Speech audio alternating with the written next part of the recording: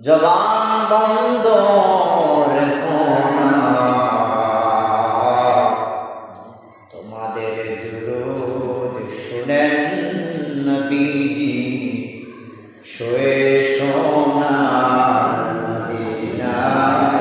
আল্লাহুম্মা সাল্লি আলা সাইয়্যিদিনা মাওলানা মুহাম্মদ ওয়া আলা আলিহি সাইয়্যিদিনা মাওলানা মুহাম্মদ। আল্লাহুম্মা সাল্লি আলা সাইয়্যিদিনা মাওলানা মুহাম্মদ ওয়া আলা আলিহি সাইয়্যিদিনা মাওলানা মুহাম্মদ। আল্লাহ আল্লাহ আল্লাহু লা ইলাহা ইল্লাহু, আল্লাহ আল্লাহ আল্লাহু লা ইলাহা ইল্লাহু, আল্লাহ আল্লাহ আল্লাহু লা ইলাহা ইল্লাহু, লা ইলাহা ইল্লাল্লাহু মুহাম্মাদুর রাসূলুল্লাহ সাল্লাল্লাহু আলাইহি ওয়াসাল্লাম। আলহামদুলিল্লাহ, আল্লাহ পাকের দরবারে আল্লাহ পাকের শুকরিয়া জ্ঞাপন করছি যে মহান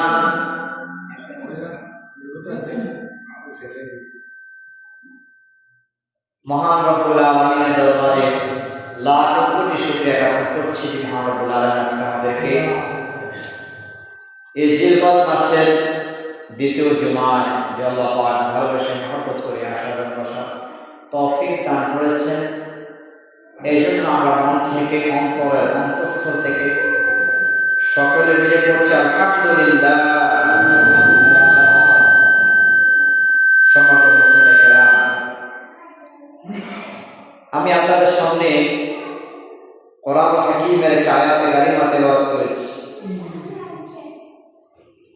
আমি একটি সূরা থেকে বিগত 3 সপ্তাহ আলোচনা করেছি। আজকে 4 সপ্তাহ, আরো 1 সপ্তাহ লাগবে। সেই সূরাটি হচ্ছে সূরা আল আসর। কয়টা শেষ করেছিলাম? প্রথম বলেছিলাম ঈমান, তারপরে বলেছিলাম নেক আমল, আজকে হবে হক। সওয়াবের উদ্দেশ্যে আমরা সূরাটা আবার একটু তেলাওয়াত করি, কারণ কোরআন কারীম তেলাওয়াত করলে প্রত্যেক হরফে 10 করে নেকি আল্লাহ পাক দিয়ে দেন। বলেন সুবহানাল্লাহ। একটা হরফ তেলাওয়াত করলে কয় নেকি? বলেন না, সবাই বলেন। একটা হরফ তেলাওয়াত করলে কয় নেকি? 10 নেকি।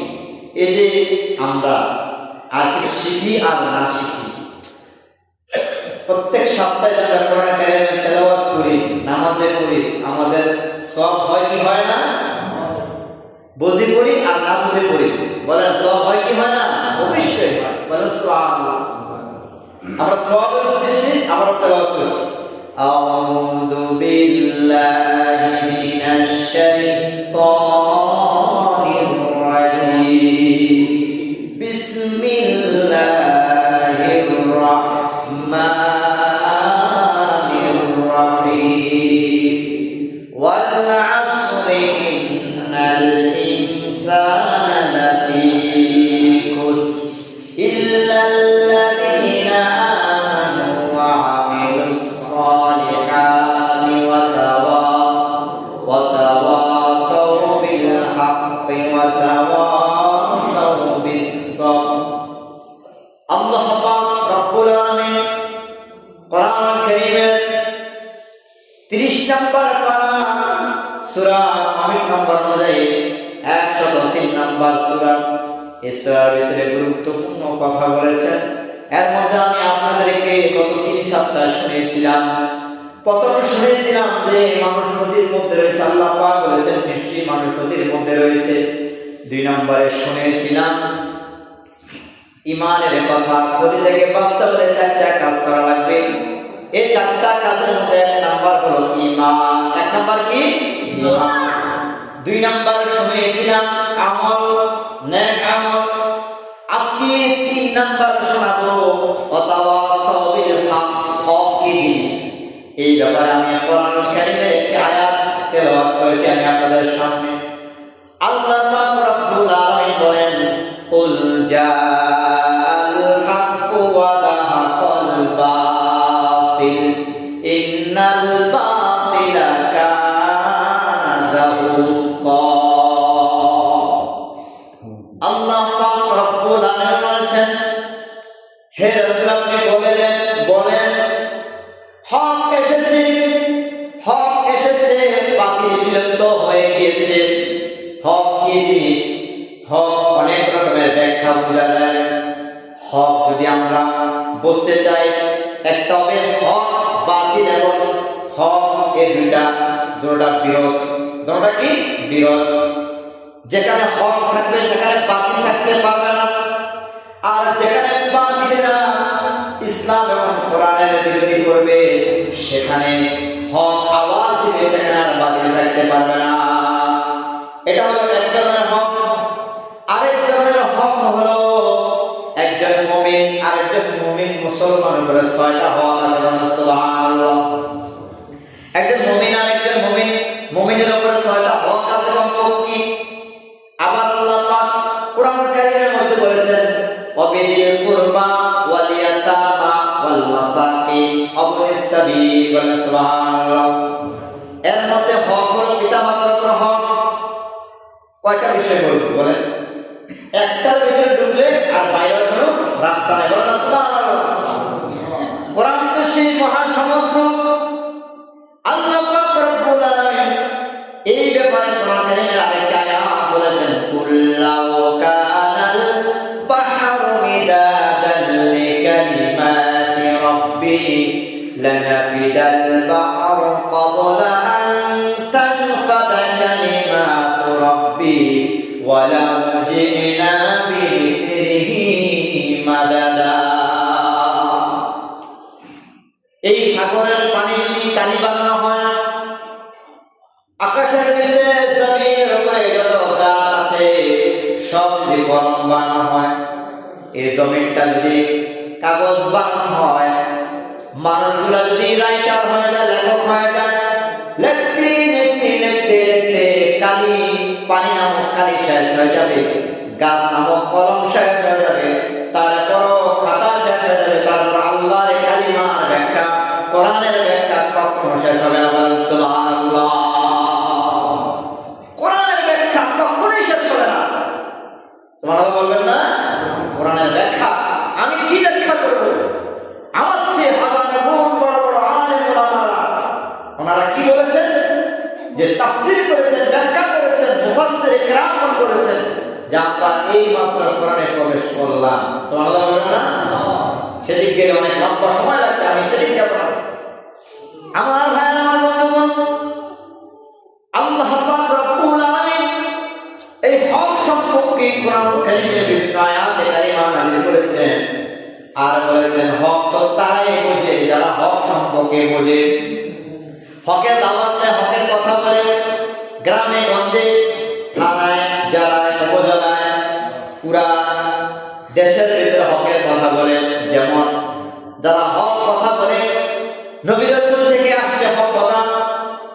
ইব্রাহিম আলাইহিস সালাম হক কথা বলেছেন, হক কথা বলার কারণে নমরুদ তাকে আক্রমণ করেছে, হক কথা বলেছেন। হযরত নূহ আলাইহিস সালামের উপর আক্রমণ এসেছে, হক কথা বলেছেন। হযরত ইউসুফ আলাইহিস সালাম, তার উপর আক্রমণ আসছে, হক কথা বলেছেন। হযরত জাকারিয়া আলাইহিস সালাম, তাকে করাত দিয়ে ছেড়ে ফেলা হয়েছে। বলেন নাউযুবিল্লাহ।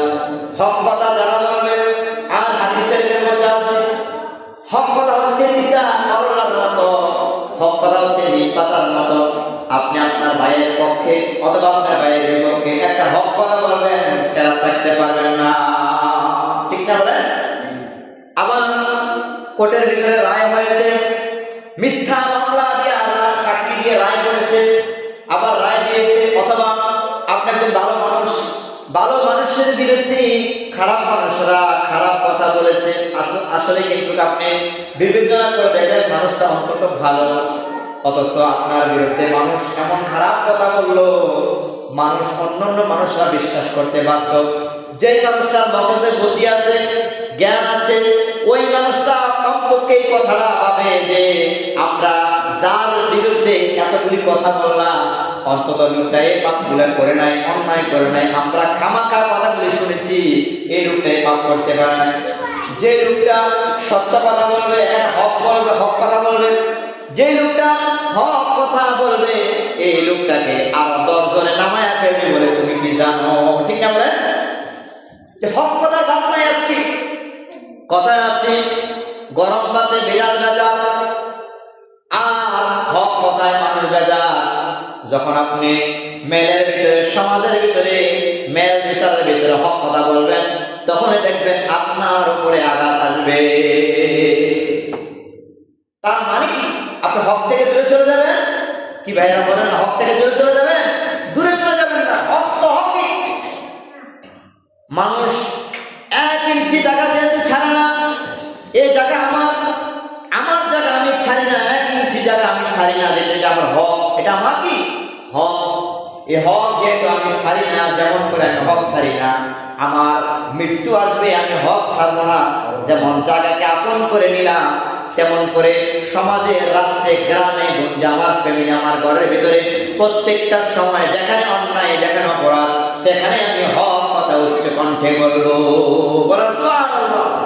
যেখানে অন্যায়, যেখানে জুলুম, যেখানে নির্যাতন, যেখানে মানুষের উপরে জুলুম হচ্ছে, সেখানে আমি জামায়াত করবো, আমি এই কথাটা বলবো যে মানুষের উপরে জুলুম করা হচ্ছে, এই মানুষের উপরে জুলুম করলে আল্লাহ কখনো তোমাকে ছাড়বে না।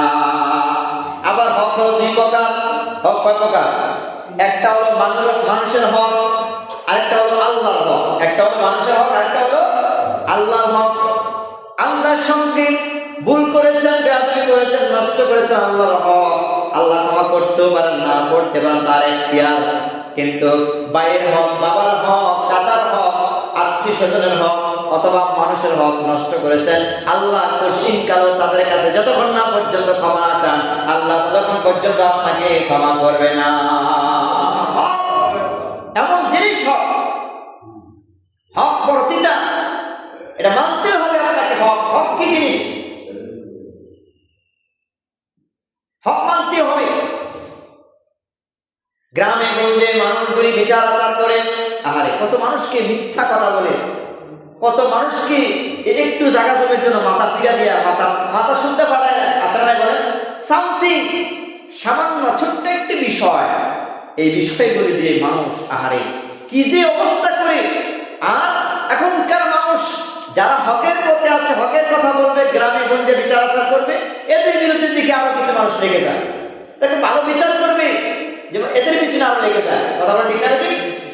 আর যে ব্যক্তি সুদ খেতে পারবে, ঘুষ খেতে পারবে, 5,000 টাকা আপনার কাছ থেকে খেয়ে ফেলতে পারবে, 5,000 টাকা দিয়ে ঘুষ দিতে পারবে, বিচারটা ঘুরে ফিরা তার কাছে চলে যায়, অন্যায় থেকে চলে যায়, অন্যায় থেকে রয়ে যায়। আর যিনি মাসলুম, অসহায়, তিনি আর বিচারটা সঠিক পায় না। এই জন্য আল্লাহ পাক বলেছেন, কুল জাআল হাক্কু ওয়া যাহাকাল বাতিল ইন্নাল বাতিলা কানা যাহুকা। হক এসেছে, বাতিল বিলুপ্ত হয়ে গেছে। হকের কথা বলবা তোমরা, বিপদে আপদে মুসিবতে যখন যে অবস্থা থাকবে না কেন, হকের পথে থাকবা, সত্য পথে থাকবা। আল্লাহ পাক রব্বুল আলামিন কোরআন কারীমের অন্য জায়গায় বলেছেন, ইন্নাল্লাহা মা'আস সাদিকিন। আল্লাহ পাক বলেন, নিশ্চয়ই আমি আল্লাহ মা'আস সাদিকিন, সত্যবাদীদের সাথে আমি থাকি। কার সাথে থাকে? সত্যবাদীর সাথে আমি থাকি। যারা সত্যবাদী, বলে যারা কি সত্যবাদী, আমি তাদের সাথে থাকি। নিশ্চয়ই যারা সত্যবাদী, আমি তাদের সাথে, তাদের পথে থাকি। এই পৃথিবীতে যত মানুষ আছে, পৃথিবীর সমস্ত মানুষ যদি মিথ্যা কথা বলে, মিথ্যা আশ্রয় নেয়, মিথ্যা কথা বলে, মিথ্যা রায় দেয়, মিথ্যা সাক্ষী দেয়, আল্লাহ পাক বলেন আমার কোনো কিছু অসুবিধা হবে না। তোমরা যে মিথ্যা কথা বললা, মিথ্যা পথে চলে গেলা, 10 টাকা 100 টাকা 1000 5000 টাকার বিনিময় মিথ্যা সাক্ষী দিলা, মিথ্যা রায় দিলা, একটা ভালো মানুষের বিরুদ্ধে মিথ্যা কথা বললা, মনে রাখবা আল্লাহ রাব্বুল আলামিনের দরবারে কাঠগড়ায় তোমাকে জবাব দেওয়া লাগবে। হাসরের ময়দানে তোমাকে জবাব দেওয়া লাগবে। তো আল্লাহ কেন বললেন যে ইন্নাল্লাহা মা'আস সাদিকিন? কেন বললেন বলেন? এই কথাটা কেন বললেন যে ইন্নাল্লাহা মা'আস সাদিকিন, যে আমি সত্যবাদীর সাথে থাকি? তো সমাজের সত্যবাদী কারা? ন্যায় বিচারক কারা? এই কথা আসতে গেলে আরেকটা কথা আছে, সেটা হচ্ছে ন্যায় ও ইনসাফ। ন্যায় ও ইনসাফ, যে ব্যক্তি ইনসাফ স্থাপন করে, বলেন যে ব্যক্তি ন্যায় ইনসাফ স্থাপন করে, কথা কথা সত্য কথা বলে, মানুষের বিপদ আপদের পাশে থাকে, ন্যায় বিচার হয়, তিনি বিচারক হয়েছেন, ন্যায় বিচার করেন। যদি আপনি অপরাধ করে থাকেন, আপনার বিচার হবে। সে যদি আমার বাবা হয়, আমার বাবার বিচার হবে। এখানে যদি কোনো মহিলা আমার মা হয়, তাহলে বিচার হবে। কথা বলে ঠিক না ঠিক? যে ব্যক্তি অন্যায় করবে অবশ্যই তার বিরুদ্ধে বিচার হবে। তবে তাছাড়া যে ব্যক্তি অন্যায় করে নাই, অনর্থক অযথা, ওই ব্যক্তির বিরুদ্ধে আপনি যদি মিথ্যা কথা বলেন, হাসরের ময়দানে আল্লাহ পাকের দরবারে আপনাকে আসামির কাঠগড়ায় রাখা লাগবে। কি আসামি? ওই ব্যক্তির বিরুদ্ধে যে মিথ্যা কথা আপনি বলেছেন, ওই মিথ্যা কথা আপনার গায়ে চাপা দেওয়া হবে হাসরের ময়দানে। কথা কি বুঝতেছেন?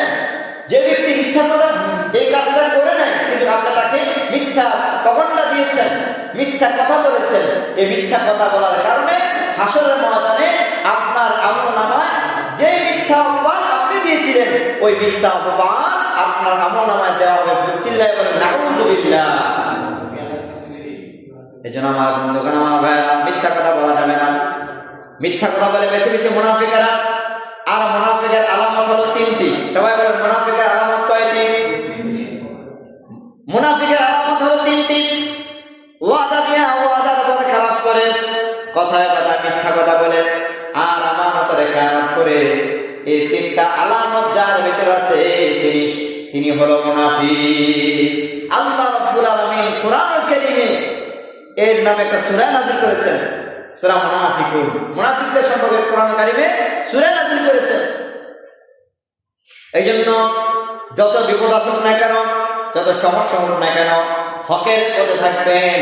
হকের পথে যদি আপনি থাকতে পারেন, অবশ্যই আল্লাহ পাক বলেন ওয়া কানা হাক্কান আলাইনা নাসরুল মুমিনিন।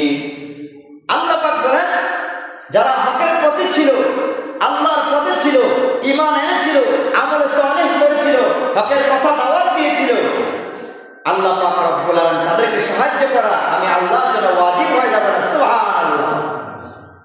আল্লাহ পাক রব্বুল আলামিন ওই ব্যক্তিগুলি যারা দাওয়াত দেয় মানুষকে, নিজের স্বার্থ দেখে না, মানুষকে জাহান্নামের আগুন থেকে বাঁচানোর জন্য।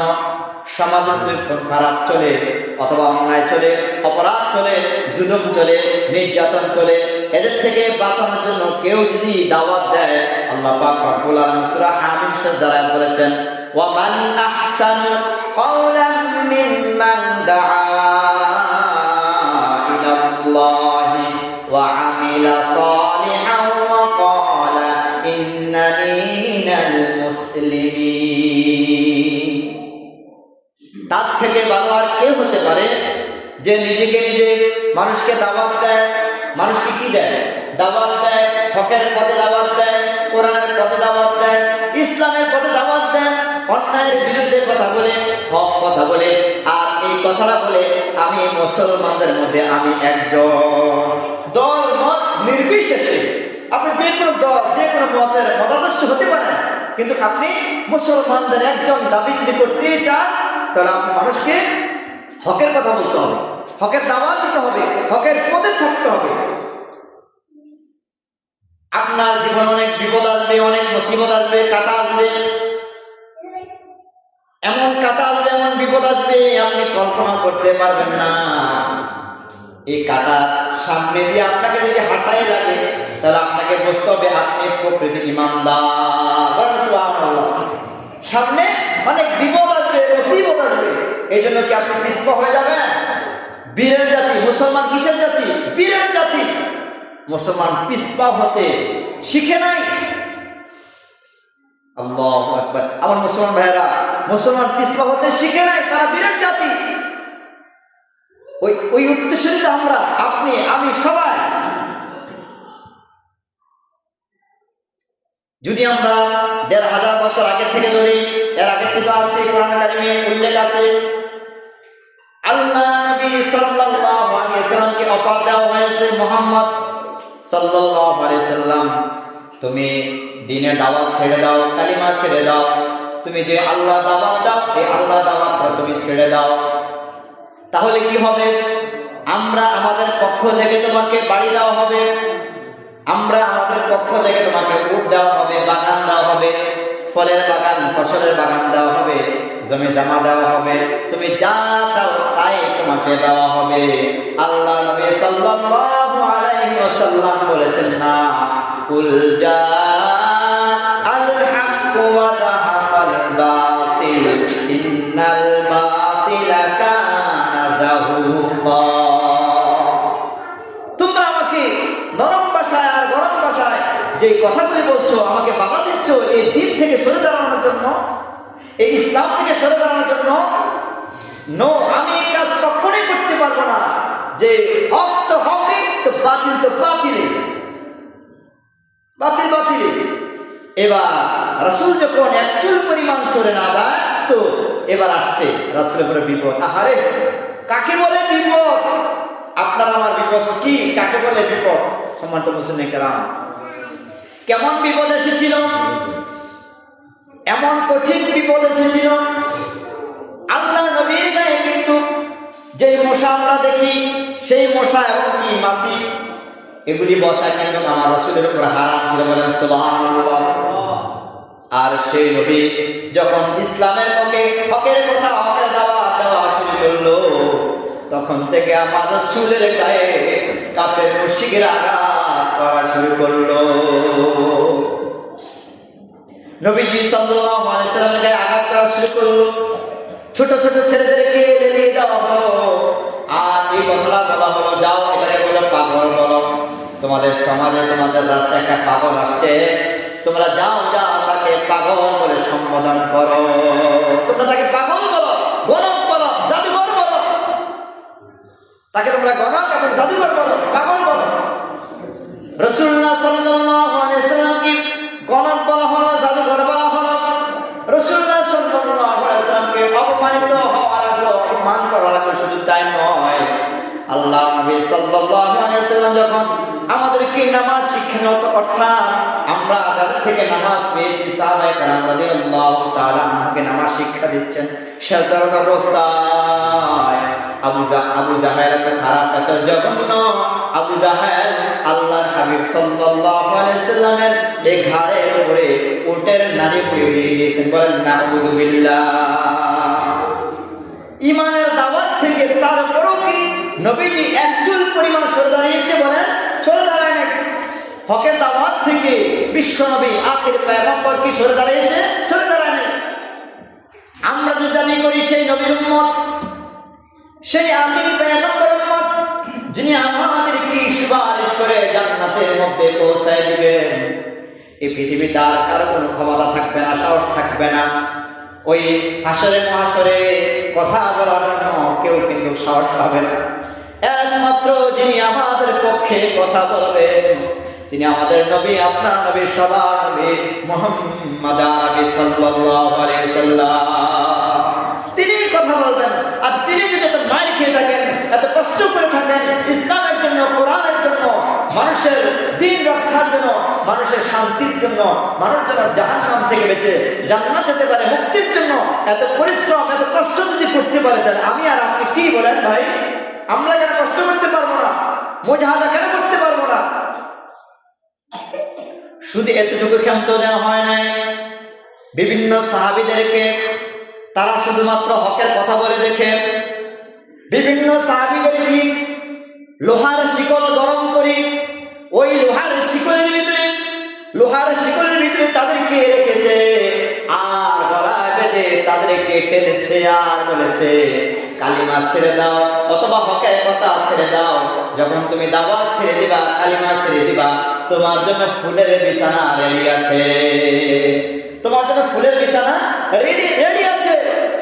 আমরা দেখতে পেলাম ওই যুগ তো আছি, আস্তে আস্তে করে খোলাফা রাশিদিন, আইম্মায়ে মুজতাহিদিন, তাদের পরে সলফে সালেহিন, তাদের পরে হচ্ছে উলামায়ে কেরাম বুজুর্গরা, ইমাম হাম্বল রাহমাতুল্লাহ আলাইহি, ইমাম আবু হানিফা রাহমাতুল্লাহ আলাইহি। আমরা তাদেরকে অনুসরণ করি। ইমাম আবু হানিফা রাহমাতুল্লাহ আলাইহি পিঠের চামড়া উঠে গেছে, এত কষ্ট, এত জিহাদ করেছে, জেলখানার ভিতরে তাদের মৃত্যুটা পর্যন্ত এমন হয়েছে যে জেলের ভিতরে আটক করেছে, জেলের ভিতরে এমন অত্যাচার নিপীড়ন করেছে, বলেন নাউজুবিল্লাহ। শুধু তাই নয়, আস্তে আস্তে এই পর্যন্ত আমরা দেখলাম, গত কিছু বছর আগেও আমরা দেখলাম যে নির্যাতন কাকে বলে। বিশ্ববরেণ্য মুফাসসির কোরআন সারা পৃথিবীতে, সারা জগতে বক্তা, ওয়াইজের মধ্যে সারা পৃথিবীর বিখ্যাত একজন আলেম দ্বীন, যার তাফসীর শুনে হাজার হাজার লক্ষ মানুষ আল্লাহ প্রেমিক হয়েছে, কোরআন প্রেমিক হয়েছে, রাসূল প্রেমিক হয়েছে, মা বাবার অবাধ্য সন্তান বাধ্য হয়েছে। এমন একজন বিখ্যাত মুফাসসির কোরআনকে 13টা বছর মিথ্যা মামলা দিয়া কারাগারে বেষ্টন করে রেখেছিল। মিথ্যা মামলা দিয়ে, মিথ্যা রায় দিয়ে 13টা বছর দুঃখে দুঃখে কষ্ট করে তাকে নির্যাতন করে শেষ করে দেওয়া হয়েছে। শুধু তাই নয়, এই পর্যায়ে যারা উলামায়ে কেরাম, কে কওমি কে আলিয়া, সেটা দেখার বিষয় না। যারা কোরআনের কথা বলছে, হক কথা বলছে, আল্লামা সাঈদীর মতো আরো যারা যারা ছিল, যারা কোরআনের কথা বলেছে, হাদিসের কথা বলেছে, হক কথা বলেছে, সমাজের ভিতরে যেন অন্যায় না থাকে, সমাজের ভিতরে যেন জুলুম না থাকে, সমাজের ভিতরে যেন অন্যায়, অত্যাচার, জুলুম, নির্যাতন না থাকে, সমাজের মা এবং বাবা সন্তানগুলি যেন মা বাবাকে সম্মান করে, ইজ্জত করে, সমাজের বড় ভাই ছোট ভাইকে যেন সম্মান করে, আবার ছোট ভাই যেন বড় ভাইকে সম্মান করে, এলাকার মানুষ যেন শান্তি থাকতে পারে, এলাকার মানুষ যেন কাটাকাটি, হানাহানি, মারামারি না করে, এলাকার মানুষ যেন সুখময় জিন্দিগি প্রবেশ করতে পারে, এমন সুখময় জিন্দিগি একটা গঠন করার জন্য, ইসলামী রাষ্ট্র গঠন করার জন্য তারা জীবনভর কষ্ট করেছে। শেষ পর্যায়ে তারা নবী রাসূলরা যেই পথে গিয়েছিল, কষ্ট পেয়েছিল, নবী রাসূলরা কারাগারে গিয়েছিল, কষ্ট পেয়েছিল, তাদের উত্তরসূরি যারা আল্লামা সাঈদী সাহেব সহ আরো যারা যারা রয়েছে, তাদের পরিণতি আল্লাহ এই অবস্থায় করেছে।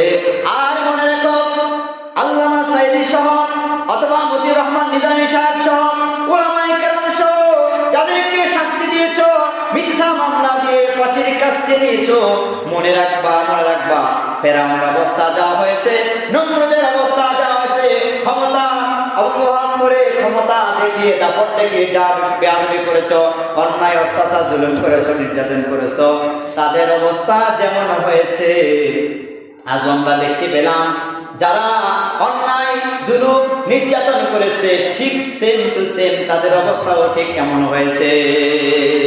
দেখি নাই জোরে বলেন? দেখেছি, আমরা নিচ্ছককে দেখেছি।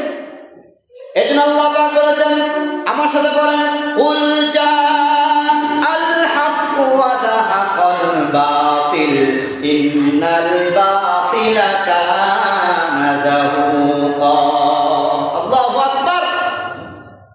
চিন্তা করে দেখেন, হকের পরে থাকবেন, হয়তো একটু সাময়িক কষ্ট পাবেন। এলাকার মাতবর, বিচারক, এলাকার ঘরের সর্দারেরা, আমি আপনাদেরকে অনুরোধ করে বলি, আপনি আপনার জায়গা থেকে হক কথা বলেন, হক থাকেন, আপনি আপনার স্থান থেকে হক থাকেন, ইনশাআল্লাহ আপনি বিজয়ী হবেন। শেষ পর্যায়ে আপনি বিজয়ী হবেন।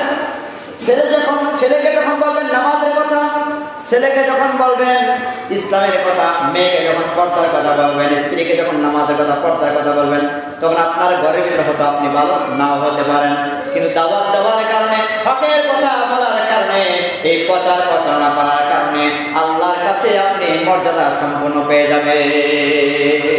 সুবহানাল্লাহ। এই জন্য আমার বন্ধুগণ, আমার ভাইরা, তাহলে এই হক কথা, হক থেকে একচুল পরিমাণ সরে দাঁড়াবেন না। বিচারক যারা বিচার করবেন, মনে রাখবেন, আপনি যতই বিচার করেন, যত কিছু করেন না কেন, আমার পিছনে কিন্তু আছে, আমার কিন্তু আজরাইল আছে, আমাকে আজরাইল তারা করছে, আমার 1 সেকেন্ডের ভরসা নাই। আর আমি যদি একবার মিথ্যা কথা বলি, মিথ্যা রায় দেই, মিথ্যা সাক্ষী দেই, ভালো মানুষের বিরুদ্ধে খারাপ কথা ছড়িয়ে দেই, তাহলে আমার বিচার কিন্তু আল্লাহ দরবারে হবেই হবে, হবেই হবে, হবেই হবে, বাঁচার কোনো উপায় নাই। বাঁচার কোনো উপায় আছে বলেন? বাঁচার কোনো উপায় নেই।